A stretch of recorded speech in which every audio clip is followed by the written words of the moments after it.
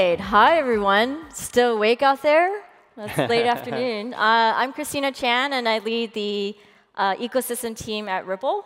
We have a lot of objectives, but one core objective of ours is trying to build more investor awareness in the ecosystem, bring them in, and then having them mentor and coach the startups, but most of all, write checks into startups. With that, I want to just kick it off. We have Patrick here and Alex, and then we have Jonas at the end there. So maybe we kick off with the first question. You know, it's been a year since Apex, lots going on in the industry. You know, big things happening, especially with that bridge acquisition from Stripe. What do you know, just through the VC lens, can you kind of talk about what you see trending this year and overall, and how does that kind of relate back to XRP Ledger? Yeah, happy to start first. You know, for us, Dispersion Capital, you know, we're really focused on a lot of not just frontier tech, but what creates like real mass adoption to kind of happen.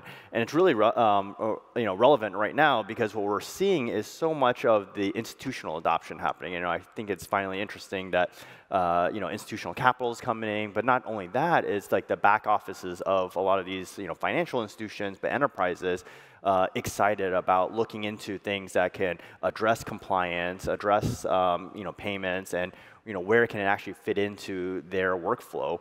But some of the more exciting things is, you know, around the whole rise of AI as well. So you know, those are areas that we're actually seeing, you know, true adoption kind of happen now. What do you, so let's kind of dive into AI a little bit.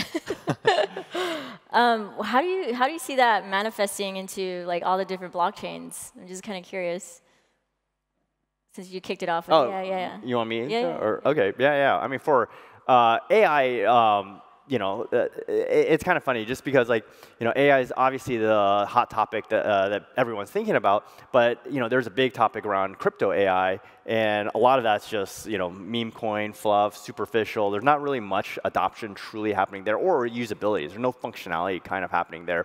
But what's super exciting that I think from a infrastructure standpoint is that the blockchain has a capability to enable a full, true autonomous capabilities to happen on the agent ecosystem that isn't possible without blockchain technology.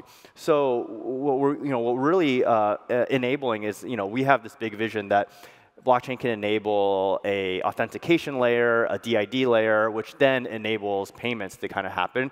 And this really creates that like agentic ecosystem that you keep hearing so much about, but actually not being possible in the real market today. But there's just so much that's kind of happened that's just, you know, superficial, you know, chatbot, meme coin type of relevance. And I'm sure Alex has a lot of thoughts on this as well. Alex, do you wanna go next?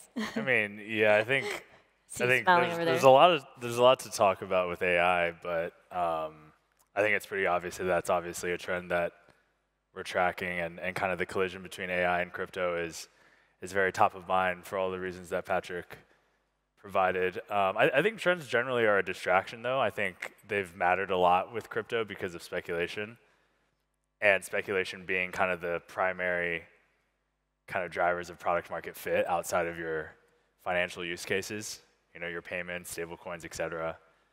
But I think that that's changing, right? And so if we kind of remove this idea of, hey, let's figure out what we can speculate on, what's the hottest narrative, it really just comes down to revenue fundamentals. And I think that that's like a trend, if I want to call it one. You know, Circle IPOing, they did $1.6, $1.7 billion last year. Tether, $6 billion in 2024. Hyperliquid, so those of you that are familiar outside of the ecosystem of perpetuals exchange, they did $70 million in May, right? So that annualized is over $800 million. And people care about that now. You know, people care about the value accrual based off of what you're producing and what value you're bringing to users. And so I would say that the revenue meta is, you know, kind of prominent, super exciting. And then if I may add just very quickly, I think maybe the talking point here is what's not a trend yet, but will be. I think we're experiencing around the world, massive coordination failures. And so everyone talks about how crypto can be a great coordination layer, particularly for money. And I think that's just going to continue to persist with AI, economic dislocation, geopolitical conflict. I think we're all seeing it, especially with the political parties that we have today across the world. And so with that in mind, these coordination failures can really only be addressed with crypto as a substrate. And so something that I'm really excited about that maybe I don't really see much as it pertains to kind of this end state with payments and whatnot is just addressing these coordination failures in capital markets, right? So we're all very aware of foreign exchange spreads with cross-border flows.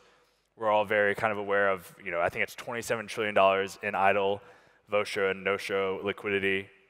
And so I think addressing kind of these barriers is a huge opportunity.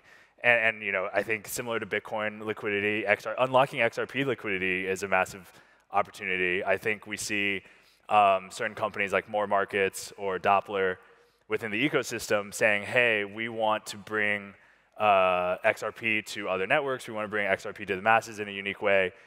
So that addresses a very core kind of capital markets coordination that I think will, if fixed, bring a lot of new liquidity and then obviously general growth to the ecosystem. Yeah, that's really interesting that you talk about XRP liquidity. I think with the price action, I think this year with XRP being over $2, what we're beginning to see is organic investors coming in. We get messages like, hey, we want to invest in the ecosystem. What kind of DeFi projects do you have? And people like Robot Ventures or Proof VC. It's actually pretty interesting that we're seeing sort of this demand. And so I can't wait for more projects like some of the ones that you mentioned. But even being able to get yield on XRP, I think I know slower in this ecosystem, but I see it coming pretty soon, or some of it's already here. Yeah, there's like true network effects that happen once FDV goes up, token prices go up. Yeah. So the ecosystem grows and grows with that. In this part of the world, I think cross-border is a huge use case for stablecoins, and I think we're just really seeing the adoption happening. Part of the accelerator right now is, for example, a startup called Endel. I think they are really positioning themselves between the corridors of, for example, Singapore and India, or Singapore and the US. There's so much trade that flows, and if you can bring, 400 bips down to 50 bips, and you're transferring hundreds of thousands or millions of dollars, that's really a big advantage. So I think in that space we are seeing a lot, and I think RWAs, that was a big topic last year, and I feel like now we're just really seeing adoption of that. Of course, TradFi is really pushing that forward, but also startups like Propto in the real estate space, I think that is actually now happening. And yeah, very excited about the adoption here. Yeah, really interesting. It's, with RWAs, especially when our team has grants, we have accelerators, and we have a DevRel team to support and grow all these startups and builders in the community. When we start recruiting for and helping RWA projects, what we've actually noticed is that there's geodiversity. So we see, for instance, MENA, like a lot of real estate coming out of that in that region.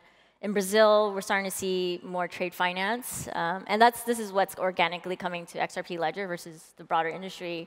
And even APAC, we see trade finance, and we're also seeing yield-bearing assets, so market money funds, T-bills. So for our team, we have different partners that help nurture and grow startups all over the world.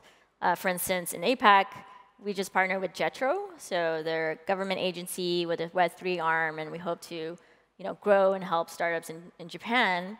So just from the VC lens, because I know Alex and Patrick, you're both in the US, and Jonas, you're like having Europe, having Singapore. Like, how do you look at, investing throughout different geographies, and does use case matter?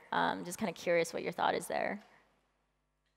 Yeah, maybe I can kick this off. I think, of course, APAC is really fragmented. I think the use cases that I just mentioned, like cross-border, are really big. But then you have very developed markets like Singapore, Hong Kong. Maybe you have more TradFi experts that are coming now into crypto. So we're really looking at maybe more these kind of use cases. And then you have other markets like Indonesia, Malaysia, Philippines, Vietnam, which has huge populations. And there the entrepreneurs are really addressing more issues that are in the countries, and like kind of like banking the unbanked, maybe providing assets, on-ramping onto crypto rails, which allows them to then, instead of holding the local currency, they can hold RLUSD and then earn some yield off that as well. So I think in this part of the world it's very fragmented, and you have talent that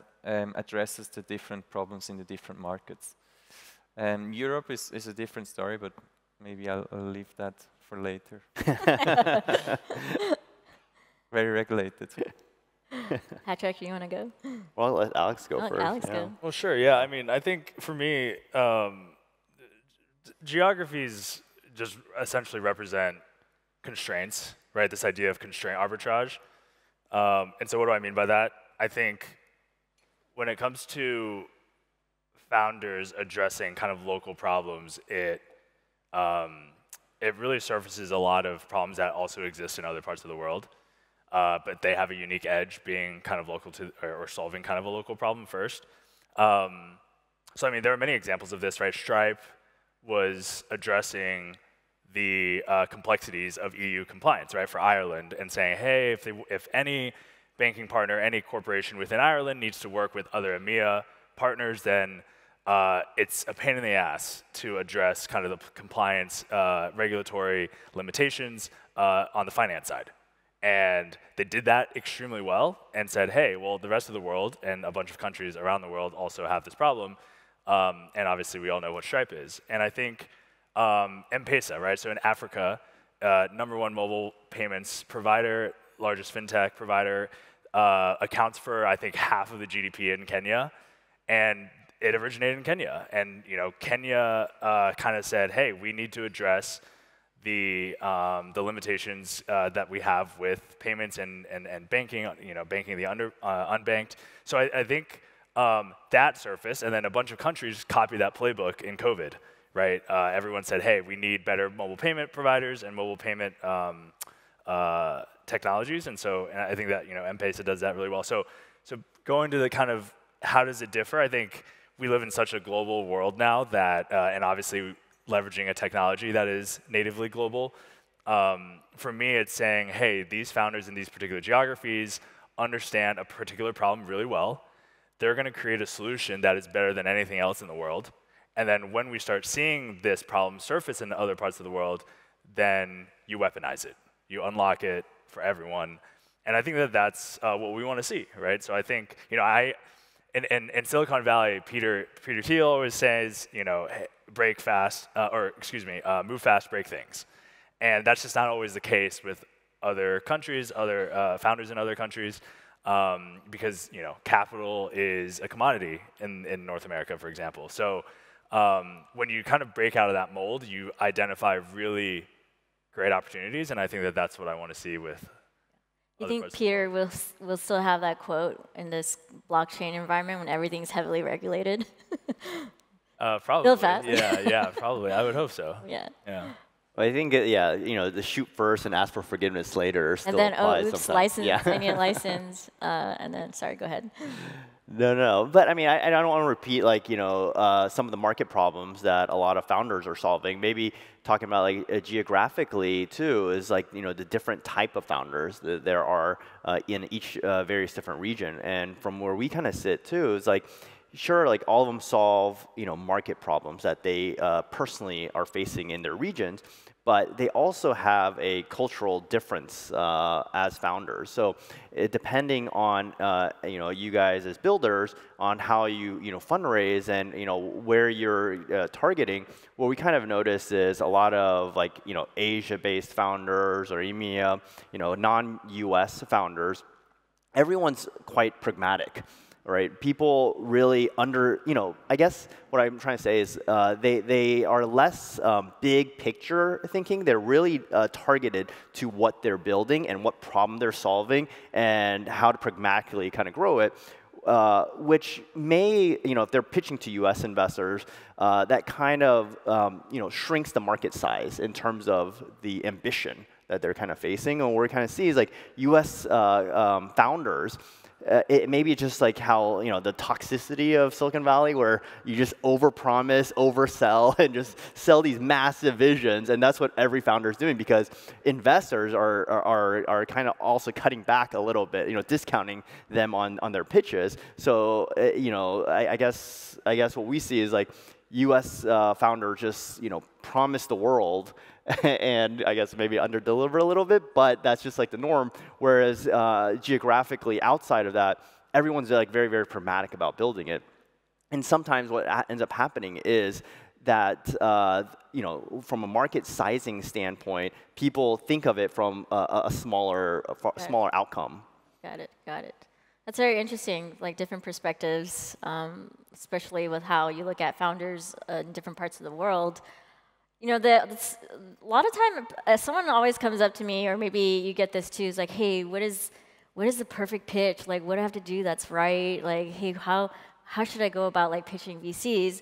But what I think what I'm more interested in, because you talk to so many founders, you talk to so many startups, like, what is the worst pitch you've ever had? Like give us a dirt. Like, what's something that that's come to you and you're like, wow, that's like a never you should never do.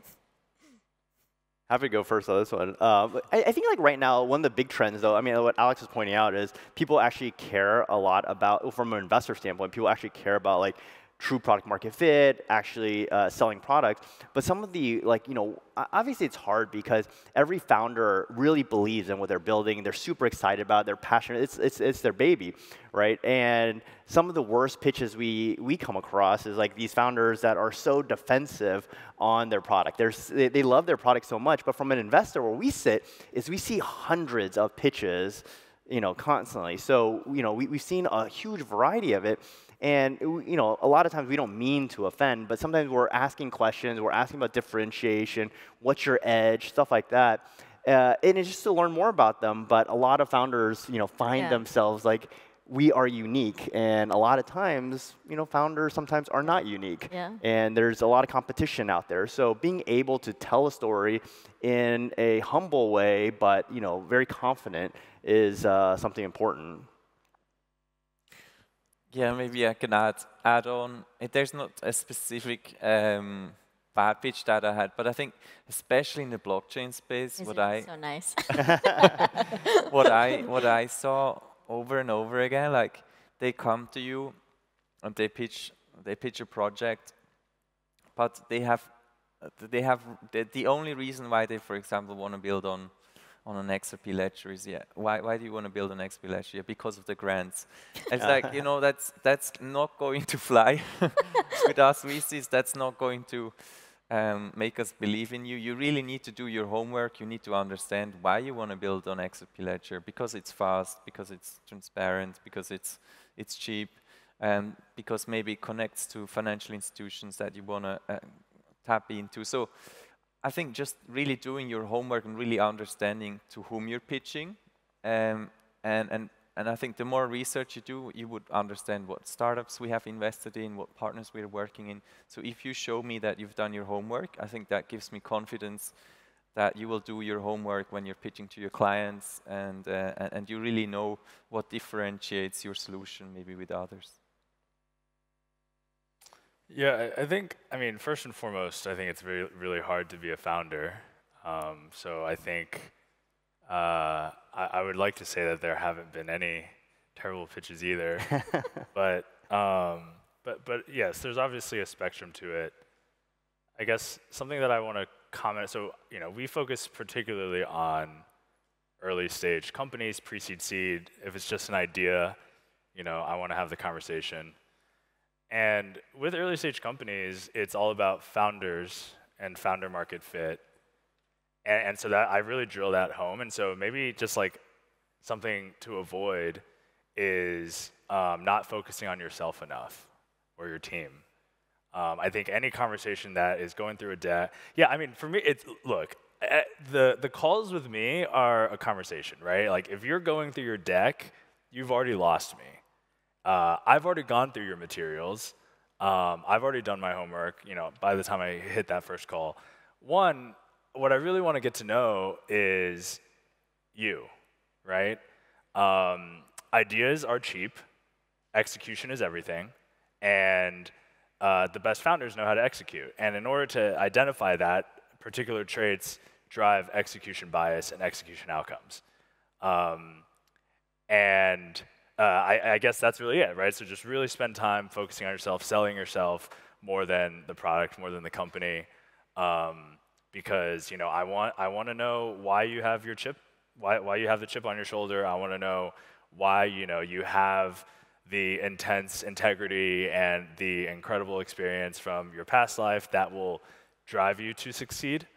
And those that don't, I would say, you know, those founders that don't spend enough time doing that, I will get it out of you, and drive the conversation in that direction. And if you don't want to talk about yourself, then yes, it's not a good fit. And I think that's kind of leading to, I guess, what we would call a bad pitch. Yeah, that makes sense. Are you guys like I'm going to be very direct and tell them this isn't going to work? Or are you just silent and say, yeah, maybe, their time is valuable. So I say, hey, this isn't going to work out. Yeah.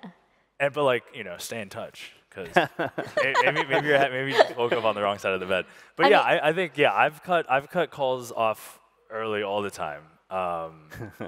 And like, you know, for you know, a lot of the times the first question I'll ask is why, and if, you know, they're not really kind of able to communicate that, or I find that their incentives are sorely misaligned with mine, right? If grants only is their objective function, or if launching a token is your only objective function, then yeah, actually, I want to add one more thing here. I think what's also over, in my opinion, is that you can just raise money off an idea, and you actually raise money to build a prototype. I believe in the age of AI, if you're using Cursor, you can actually build your own prototype. There is no point of trying to raise money before you have even put in a weekend worth of vibe coding, frankly. So I think that's past. We call that grant hopper. What you? Yeah. I think we learn how to recognize that a little bit more. Actually, I'm kind of curious, when they pitch you, because now there's the age of AI. Do you see pitches and you're like, that was totally AI generated? yeah, all the time. And you just learn how to pick it up now. Like there's like signals. See, the thing is, I'm very optimistic, right? Like I go into these calls saying I want to fund you. Yeah. And then every second that goes by, these are reasons why I don't want to anymore.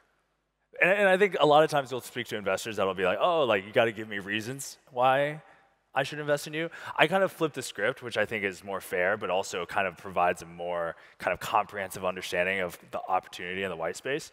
But yeah, I think by flipping it, then, you know, you get. But I would say you're a rare investor, because most investors are not as optimistic as you. You know, you're guilty until proven innocent in this space. So, you know, definitely a lot of people are like, we're not going to fund this, and prove to me that we're going to fund this. So, you know, one parting advice I would say is like, make sure to you know, position your unfair advantage to investors. Like, what makes you special compared to everyone else?